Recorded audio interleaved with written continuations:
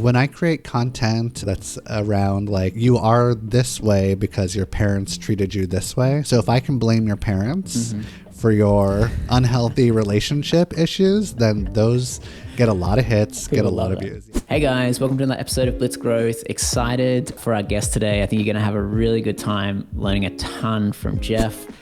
Jeff has accumulated a crazy following on social media. It's actually unbelievable. We'll go through some of the numbers in a sec. Yeah, with millions of followers on TikTok and Instagram, he shares amazing relationship advice in quick 1-minute videos, or roughly 1-minute videos. Jeff has really used the new platforms, new tactics to flip the norm on its head for this industry, which is making this very, very interesting. In this episode, I'm excited to learn how he adapted social media and these new tactics to his industry and how his income streams have changed because of it. So Jeff, thank you so much for joining. Yeah, I'm really happy to be here. And I usually go on podcasts where I'm talking about therapy and relationship advice. So it's kind of a nice change of pace to talk about the business of, you know, what I'm doing, because I put a lot of thought into all of my videos and how I'm going to monetize things. So I'm happy to be here. Yeah, and I think that's one of the big things.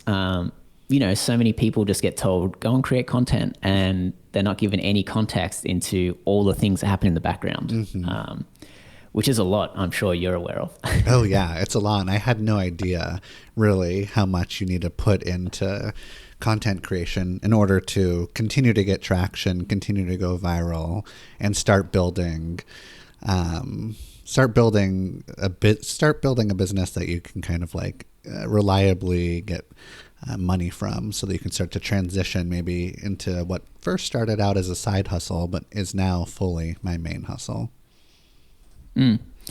Yeah, no, it's definitely a bit of work, but worth it, I'm sure. So yes. Just backpedaling, because you know, maybe not everybody knows who you are, who's listening. Give us a quick kind of background on how you started, you know, how you even got into this kind of niche of online therapist, sort of influencer sort of realm. Don't even know what to call it really. But yeah, how did you kind of start and then end up there? Yeah, so I've been a professional therapist for almost 20 years now. So I've been in the mental health field for quite a while, and I have my own private practice. So I typically see adults, individuals, and couples, and I specifically focus on relationships, even more specifically, people that feel really anxious in relationships. So I've been helping that population for quite a while.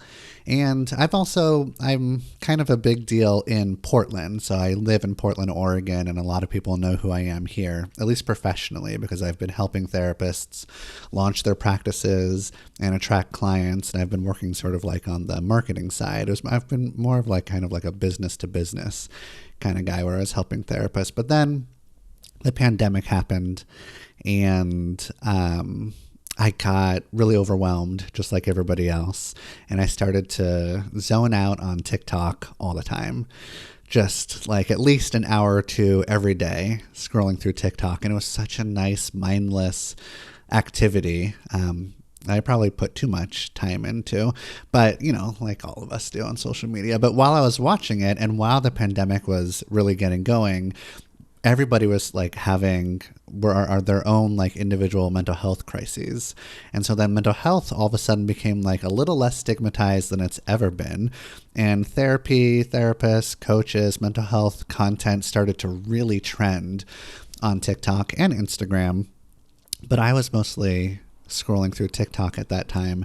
And while this was happening, I was like, you know what? Like there needs to be more voices of authority in mental health and therapy, because kind of like anybody was getting on there and talking about therapy. And while they might have been like throwing out some tips. Exactly. While they might have been well intentioned, I felt like maybe there needs to be more professionals that are doing this better. And I was also like, I know how to do this. I can do this. I bet that I can make mental health content that's concise and digestible, easy to apply to your life, and make it in under 60 seconds, because it seemed like videos that are 60 seconds or less were trending more of the time. And I bet I'll go viral. Like this was not like a story of just like, I'm just going to like mess around and see what happens. This was like, oh, I'm going to deliberately get a really big following. I didn't know that I was going to get as many followers as I eventually got. But it just took 4 videos before going viral. And I was like, okay, this is working. I'm going to continue doing this. Yeah, and those who haven't checked it out, Jeff's on 2.2 million followers at this time on TikTok, and about over 300K on Instagram. So you've done a pretty good job of building that follower base. I have, yeah. And, like maybe like anything you're doing on social media, if you create content where you're really like validating your audience's emotional experience, you're going to be able to resonate with them. And so I already knew that just sort of being a therapist and seeing clients. Basically, if you're a therapist, you're like empathizing with what your client is going through and putting yourself in their shoes and making them feel seen and heard and understood and all that. But it's actually like those are the same skills that I'm applying to my content creation. Okay. Interesting. And then it sounds like you put a lot of thought into this content that you're putting out there. Are you kind of planning this out? Are you adapting to what people are asking you for? How do you sort of come up with the content ideas? Because you have a lot of content, and I'm sure it's tough kind of doing that every day and coming up with something new or something viral every day. How do you sort of come up with those ideas? Or what do you have a process of like planning out all your content? At first, I was just I planned all my content based on like, what are my little one-liners as a therapist? Because like as a therapist and seeing people for almost 20 years, I'm saying the same stuff over and over again.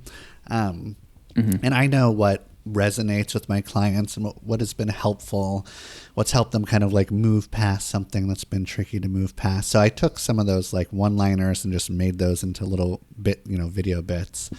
And then from there, I just started getting a ton of people asking me questions and sending me messages and leaving, telling me what they want to hear more of in my comment section. So now it's just getting like hundreds, sometimes thousands of like comments and messages and stitches and duets where like people are just being like, this is what we want to hear from you. These are my problems. Here's my issues. And now I've become pretty good at figuring out like, what are the topics that it's tricky because like you want to be able to appeal to a general crowd, but you also want people that are watching to feel like it was made just for them. and I feel like I'm like usually pretty good at doing that. So most of my content is about relationships, which I think all of us can connect with. We all have like some sort of relationships in our life. And a lot of my content is specifically about romantic relationships, which, we're all struggling with. Even if we're in a long-term relationship or just lots of short-term relationships, there's always questions of like, how can I do this better? So first it came from my own therapy practice. Then it came from people asking me questions. I come up with maybe like 10 different ideas every single day, but I only create 2 videos every day only. I don't know. It can take a long time sometimes. It's a lot of content that I'm pumping out there, but it feels like the content sort of like creates itself now because I'm almost in like dialogue with my community. And also my community feels like they have influence over what I create, which feels like it engages them even more. So there's this sort of like back and forth conversation. I also hang out in the comment section as much as I can in order to like create even more dialogue and back and forth and trying to kind of understand what they're thinking, how they're feeling, what they want me to focus on. Got it. So that's really interesting. And then how did your structure of monetization change? So obviously in your field of therapy, you might work at a practice, you might own a practice, and that's kind of your main source of income. It sounds like you've kind of shifted a little bit to that. I'm not sure if you still have your practice or not, but still have that. But then you've also now got these content streams where it's probably generating all these other business opportunities or all these other revenue opportunities.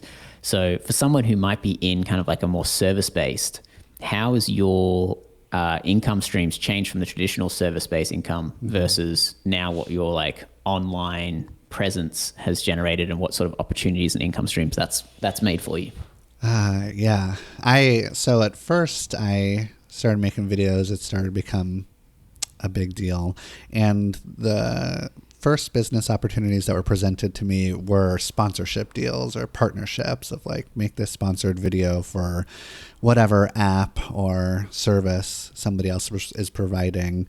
And I got, approached from all over the place, from like the Biden campaign that wanted me to talk about like new legislation they wanted to put out, from Hulu, who was like, we're making a documentary on Machine Gun Kelly. Can you talk about his top 10 red flags if you were to date him or something? Or lots of like therapy and mindfulness apps, stuff like that. And I took all those things very seriously because I imagined when I first started out that I was just going to focus on sponsored content. That seemed like the way to go. It seemed like, those opportunities were falling in my lap multiple times per week. People were reaching out to me. Part of the reason I've never actually done a partnership or sponsored content is because I was raised, I was a teenager in the 90s, and the worst thing you could do as a teenager in the 90s was like, quote unquote, sell out. And so it felt like if I was going to like make sponsored content, then I would be such a sellout. And my like internal adolescent child was just like, you cannot do this. And I was also really worried about how it would affect my audience. Like all of a sudden, like there's like, I'm giving this really genuine, vulnerable, honest, creating this type of content, and then now I'm trying to sell them something. Like it just felt like too big, like it felt jarring, you know what I mean? So I purposely asked all the people that were trying to like pay me for sponsorships. I was like, okay, pay me $15,000, pay me $25,000. I just kept on being like, pay me some ridiculous amount and maybe I'll do it. Eventually they all just like, it's a little too rich for my blood. And I'm like, I get it. So it's like, okay, clearly I do not want to sell other people's products. Like that doesn't feel like it's in alignment with who I am or what I want to do. And I'm not judging anybody else that does that. Like go get that money. It's out there to be gotten. And I love to see it. But for me, not quite. Not on my Instagram, not on my TikTok. I felt really protective of both of those streams. So I was like, okay, then I should probably create a Patreon. So if I create a Patreon, then it's just more of me, like more extended content. And it worked out really well because I've only been doing it for like 3 months. But what I do is I create my 60-second video, which does actually take a lot of work. I can get into that if you're interested. But after I shoot my 60-second video, I just hang out like on my camera and talk for 10 minutes, really unscripted 10 minutes of like, here's more about this intervention I was talking about. Here's more advice around the same topic. Here's a personal story of like when I tried to do this and I totally failed. Or it reminds me of this family member or this story. Or it's just sort of like this really, like I said, unscripted peek into like why I made the video and where it's coming from. And I put those extra 10 minutes on Patreon. So twice a day, I'm posting on Patreon the extended versions and why I said what I said. And that's for like the fans that really, really love me and want to like, some of them just like want more therapy relationship advice, but most of them are just like fans of Therapy Jeff, the influencer, where they just sort of like want to have like be around my energy. So that the first month I made like 9,000 in Patreon. The second I made 12,000. The third month I've made 14,000. So it just kind of like keeps on going up and up in Patreon. And I'm really excited about that. And also I just started a podcast. So a podcast production company reached out and they had this co-host that I've followed for a really long time. And they're like, hey, create this podcast and we'll get your advertisers and do stuff like that. So now I'm going to be, I don't know, we just started like putting in ads, so I don't know how much I'm going to get paid yet, but I'm going to be making money off the podcast. I am making money off of Patreon. Instagram gives me maybe like $1,000 a month just for like creating content. And there's like more opportunities, as in like literary agents are asking me to write a book and publishers are really interested. And there's like more opportunities for like TV where like talk show hosts want me to be on and people are paying me to be on their podcasts, like comedy podcasts and stuff like that. So there's tons of opportunity. And what I do to like drive people to my paid content, and maybe you've seen this, is that every video on TikTok and Instagram, I'm basically running ads against myself. myself. So at 10 seconds into the video, I'm saying, go to Patreon. I have an extended, I'm gonna like talk more about this. Or I'll say, go to Patreon. If you're struggling with feeling really anxious in relationships, I have even more. So I'm kind of like talking about their pain point of like, and if they're watching 10 seconds in, they're interested. So I've got like a very interested audience, and I'm telling them to pay me $4 a month for Patreon, which is not much at all. Very reasonable. And then 20 seconds in, I'm saying, hey, go check out my podcast called This Changes Everything. And that's just sort of like me in more long form content talking with a good friend, you know? So my Instagram and TikTok videos are meant to be just sort of like free 60-second clips. And if you want more of me, then you can pay for it on Patreon or listen to my podcast. And that's how I'll get paid. I was really conflicted though about like, should I even put those calls to action on my video? Like, does that feel tacky? Does it seem like I'm just trying to make money? And I was like, you know what? I am trying to make money. And a lot of times in my like Instagram stories, I'll encourage you to join my Patreon. And I'm really upfront being like, hey, this is my main source of income. And I would love it if you supported me this way. And that always gets the most people to join my Patreon on that day, because I'm just like, this is what I'm doing. And if you are getting value from this, this is how you can like repay me by actually paying me. You know what I mean? Yeah. Well, I think it's changing. You know, I think the expectation for people to create all this content for free is sort of going out the window. And I think people would rather pay the content creator than listen to ads. So you're going to pay one way or the other, whether it's with your time or your money. And I think people are going more towards paying with their money because, you know, it's, if you're really interested in that person or that topic, you're going to get, you know, ad-free, like the best quality content in that niche you can possibly get. Yep. And you have an because, even closer... curation is the problem now. Exactly. Yeah. And you have an even closer relationship with me now. Like you're like even deeper into my community. So now our relationship feels more intimate almost, even though it's still just like, not a real, it's just sort of like a parasocial kind of relationship. It's not real, but we're still like, we feel even more connected. And something I have like merch where you can like buy t-shirts too, and that's does okay, but that's more of like, do you want a souvenir from like your internet experience? Yeah. You can go to my merch shop and get that. So there's more opportunities that are being presented to me, which I'm really excited about. And it's because I have over 2 million followers or 2.5 million, whatever.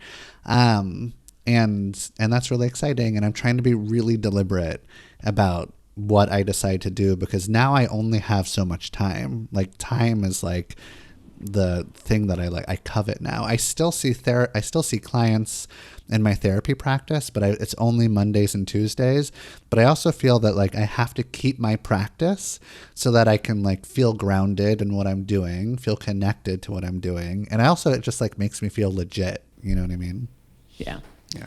We'll also create some sort of authority in the industry. Right. Like, as you were saying, if you were looking on TikTok earlier on where everybody was giving advice or relationship advice, this kind of like gives you some sort of credibility or some sort of authority in the space. Yes, exactly. And like, you know, so much of this is about authority and credibility. So I got to make sure that people know that I'm still a credible source. Awesome. No, that's really good advice. For everybody else who is kind of in that service industry, or maybe one of the, less internet focused service industries, it sounds like you slowly worked your way into this. Like, did you kind of work full time in your practice and everything? And then in the last 2 years, it sounds like you started to slowly shift from time in your practice to time creating content and time working in online communities and online servicing versus physical. Is that kind of like the progression that happened? I do a few other things. So my private practice of seeing people in person, that was already pared down to just Mondays and Tuesdays, only seeing like 12 clients a week or something. And there was other things that I would do. So I run like a local therapist directory in Portland. I also run a national therapist directory at therapyden.com. Therapyden.com is just a therapist directory. It's great. You should go there to find your next therapist.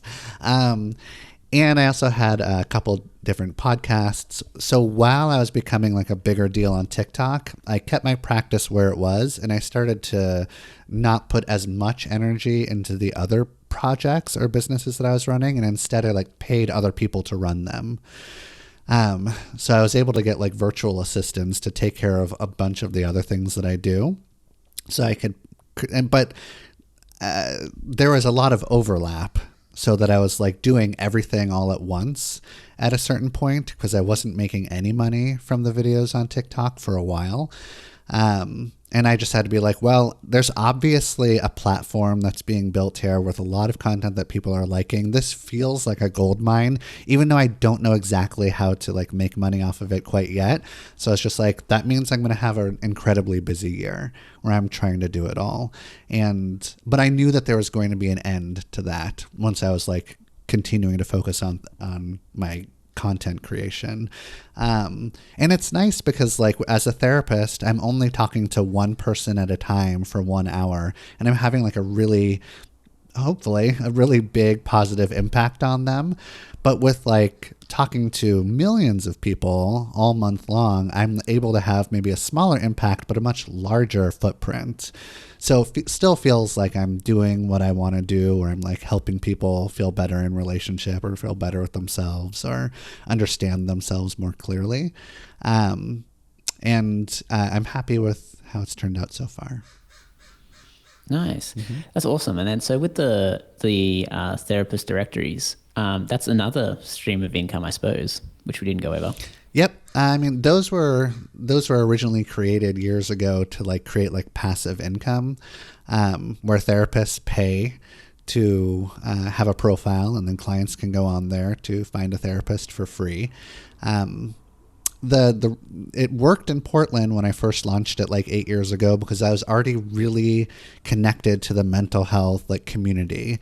Like I said, I was like helping therapists launch their practices and market their practices, so everybody really trusted me, so that when I like launched this website, they're like, of course I'm going to sign up for it because I trust Jeff. And I was giving away a lot of like free content then to therapists by doing like networking meetings and free marketing seminars or whatever.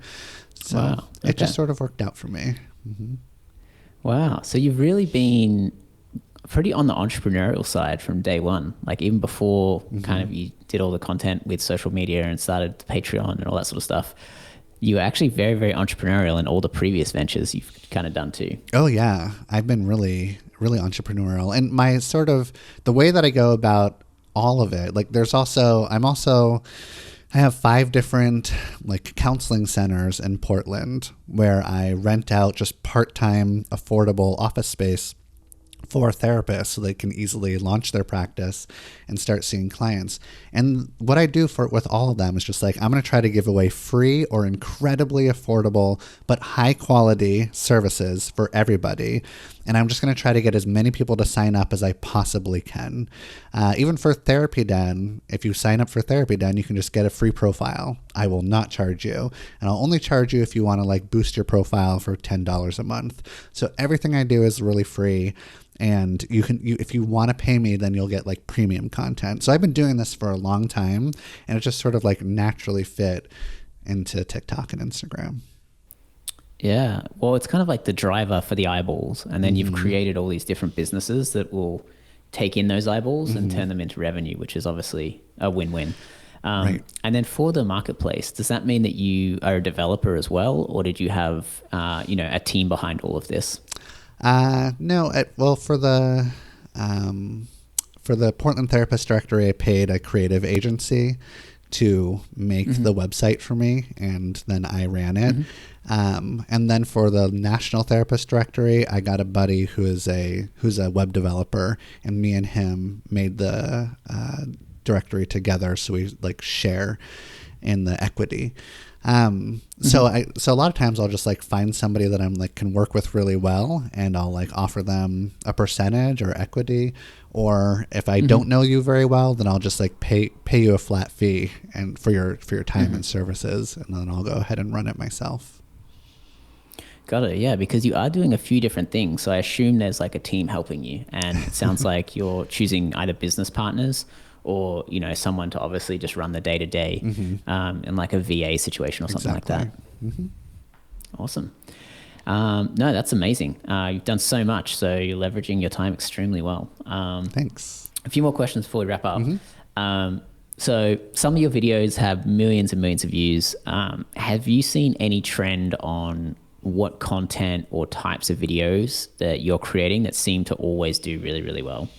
Yeah. So when I create content that's around like, you are this way because your parents treated you this way. So if I can blame your parents for your unhealthy relationship issues, then those get a lot of hits, get a lot of views. Yeah, they love that shit. Blaming parents is really fun to do and also easy for me to do. So that works. If I, every now and then, like today, I posted a video where I was just really... it's a video about like, do you feel like you're a burden? And this is why you shouldn't feel like a burden. And I hate everybody that's made you feel like a burden. And I'm going to blame your parents. I'm going to blame your culture. I'm going to blame capitalism, whoever. Like, and this is not okay. You're giving them so much power. You shouldn't do that. So I can get like really amped up and use a lot of like bad words where I'm just like, like voraciously defending you. And people feel really seen. They feel like I'm really like understanding them and empathizing with their situation. And then I'm like defending them. So they feel like I'm this like protector. So a lot of times like that will get a lot of hits. You might have noticed, like, if you look at Therapy Jeff videos, a lot of them are like top 5 green flags or 10 questions you should ask, 8 things you should pay attention to. And I feel like those work really well because you're like, okay, so here's 5 things he's going to say. I want to know what those 5 things are. Instead of me just being like, this is how this is what I'm thinking, or this is how I'm feeling. Like, you don't know where it's going to go. You don't know if there's like an ending. You have no idea what it's really about. So if I can kind of like come up with like a good sentence to hook you, you know, like 12 things you should know about your partner 6 months in, then it's like, well, I want to know. What should I know if I want to have like a healthy relationship? And you're probably going to stay until the 12th one if you stay for the first few. So making these sort of like listicle kind of videos is always something that pulls people in.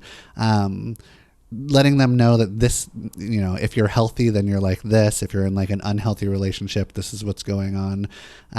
But a lot of my videos, like the underlying theme is like, you should ask for what you want in relationship. You deserve to get your needs met in relationship. And I think that a lot of people are doubting that in themselves. So anything with that sort of theme typically works. Although every now and then I think that I've like written the best video ever and I put it out there and it just completely bombs. And I will always blame the algorithm. Yeah. But algorithm always keeps you guessing. Exactly. Similar to parents. That's right. So I think I have a pretty good understanding of what works and what doesn't work. And every video that I create, I think should go viral. That's not true. It doesn't always go viral. But yeah, I also kind of like look back on my big hits and I'm like, okay, I can say that again, but differently, or I could add something else to it. And whenever I do that, or I look at I repurpose it, but in an original, slightly different take kind of way, then that's going to work. And also I'll look at like all the other videos that are not mine that are trending and that are amazing. And I'll be like, oh, well, what's my take on that? Like, I'm not going to steal that content because I can't stand when people do that. They do that to me a lot, but whatever. But I'm going to be like, well, I have an angle on it. And there's a lot of my followers that want to hear about it. So here's my take on what everybody is talking about. Like, I'll talk about why I think celebrities are cheating on their partners all the time. Cool. Yeah, it's trending. Fine. I can imagine that's definitely viral content. Yeah. Cheating, infidelity, having, you know, crushes on other people while you're in a relationship. A lot of that goes viral. Okay. Wow, interesting. And this is my last question before I let you go. But what do you think the number one perk is that gets people to actually sign up for your Patreon? So one that I really liked and thought was interesting, it's like, you know, social media doesn't let me say this, but you get access to that when you join my Patreon.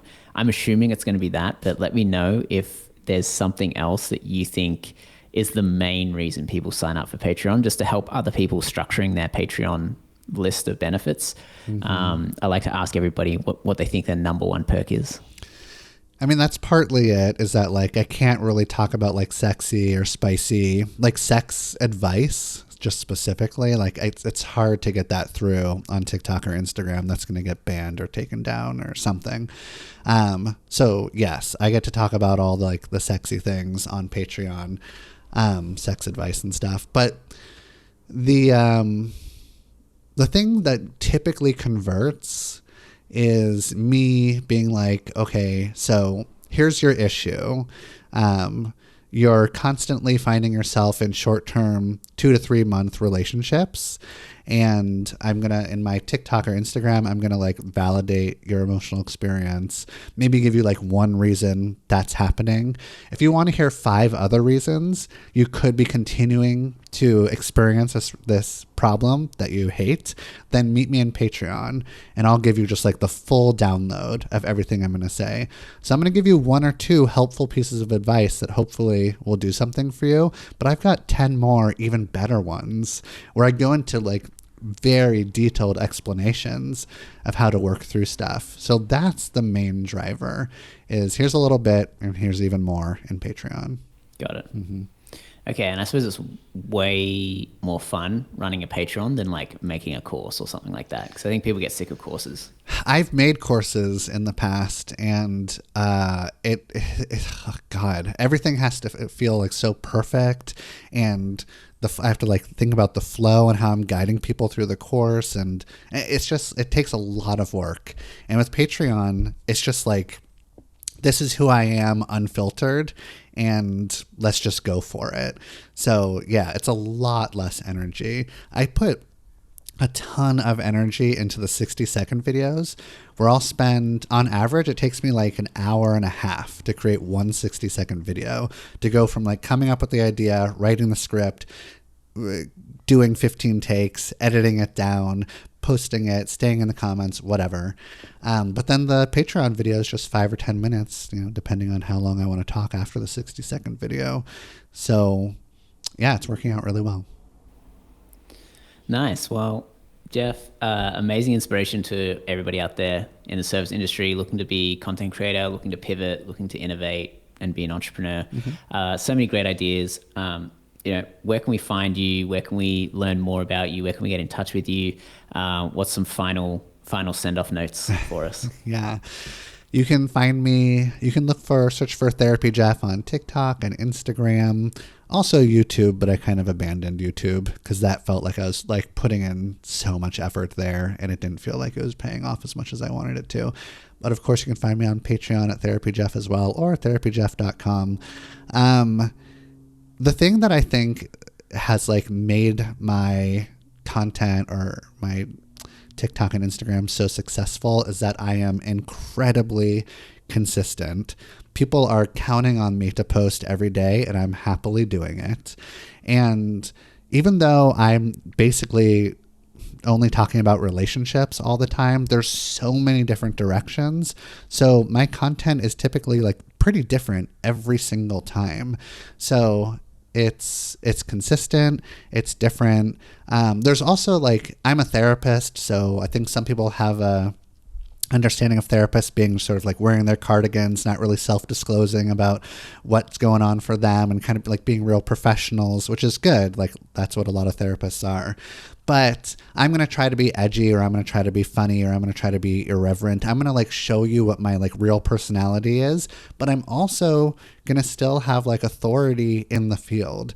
So I'm a real person that's really connecting with you, and I'm self-disclosing just enough to be like, if you even want more self-disclosure, visit me in Patreon. There's always like a hook to try to get you to pay for my content.